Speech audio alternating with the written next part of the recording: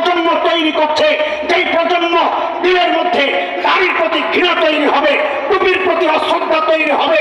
একজন আলেম তার স্ত্রীকে নিয়ে গেল কিছু সময় নিবিড়ে কাটানোর জন্য ভারতীয় মিডিয়া এবং তাদের এদেশীয় পাচাটা আমরা এটাকে জাতির সামনে কত নিকৃষ্ট ভাবে উপস্থাপন করলো।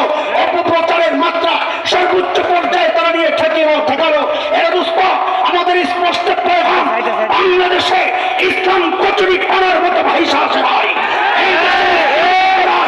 আল্লামা শামসুদ্দিন কাসেমী রাহিমাহুল্লাহর মেহনত আছে এই দেশের, ইসলামের গোড়ায় হাফিজের মেহনত আছে এই দেশের, ইসলামের গোড়ায় শামসুল হক ফরিদপুরের মেহনত আছে, আল্লামা আহমদ শফির মেহনত আছে। বাংলাদেশ থেকে ইসলাম নিশ্চিহ্ন করা এতটা সহজ হবে না ইনশাআল্লাহ। আমাদের পেগাম শুনে নাও, 1971 দেশ মুক্তির জন্য একবার মুক্তিযুদ্ধ হয়েছে। ইমান রক্ষা, দিন রক্ষা, যদি আরেকটি যুদ্ধের প্রয়োজন হয় আবার যুদ্ধ হবে।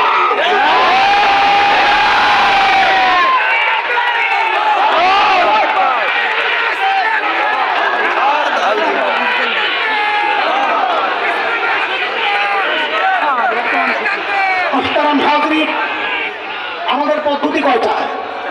তাড়াতাড়ি তাড়াতাড়ি 2-4 মিনিটের মধ্যে শেষ করবো। বলেন কয়টা? ওই যে কাম সারছে, পোলাপান ওদিক দিয়ে স্লোগান দিতে যান, আনি বুঝেন।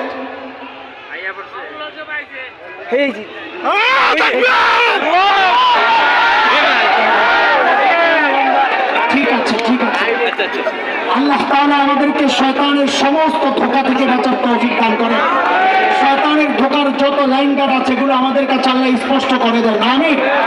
আখিরু দাওয়ানা আলহামদুলিল্লাহি রাব্বিল আলামিন। আসসালামু আলাইকুম ওয়া রাহমাতুল্লাহি ওয়া বারাকাতুহু।